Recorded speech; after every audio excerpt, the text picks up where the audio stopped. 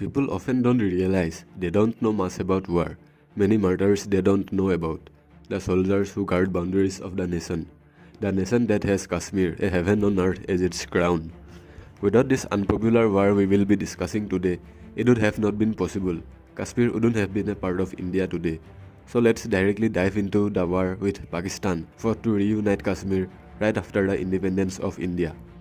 After independence, the first primary objective was to reunite all the broken fractions into one nation.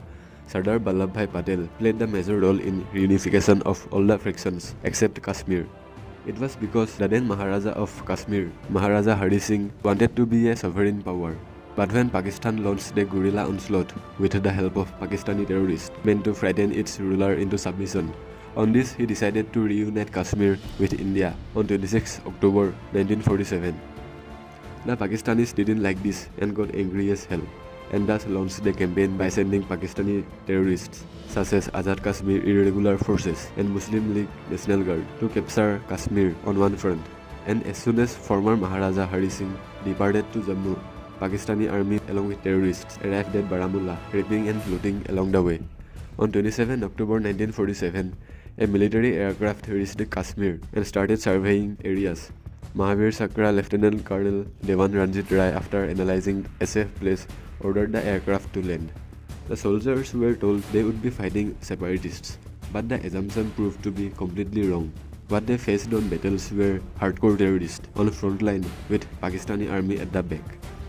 Pakistanis started entering into Kashmir through everywhere they could. They also hijacked the only train between India and Pakistan. The objective was not just transportation, but also to cause shortage of essential goods which would be helpful to radicalize the local minds. Thus they started mobilizing the army along with the terrorists. They were not just capturing places, but looting innocent civilians, setting houses on fire, raping women and children while on their way to Srinagar. When the first face-off took place between the armies, the Pakistanis were at better positional advantage. Indian army, understanding the situation, divided the army into two fractions. One positioned at Srinagar, other headed to Baramulla. Upon reaching Srinagar, one fleet covered the Pakistanis from behind, while one from the right, and another fleet from front started engaging on combat. After surrounding them from all the directions, they were mostly eliminated, and a national flag was hoisted at Baramulla. The cold weather gets extreme after November, so the war slowed down. But still, Indian army managed to recapture most of the territories. Only high-altitude areas such as Kargil, Leh and Skurdu were under Pakistan's control. These were places where Indian army had to climb high hills and were easily targeted by Pakistanis. The Indian army came up with an idea which the opponents never anticipated. Disassembled the tanks and carried them on military transport vehicles at night and reassembled them at favorable position.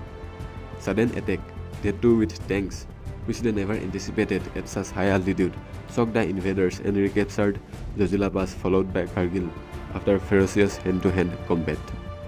India recaptured most of the high altitude areas too, and both the countries after that agreed to cease fire. On 5 January 1949, UN resolution decided that Pakistan withdrew its forces. So this is how Indian army won the first battle right after independence and saved 2/3 of Kashmir in the 1947-48 Indo-Pakistan War, the first war of Kashmir.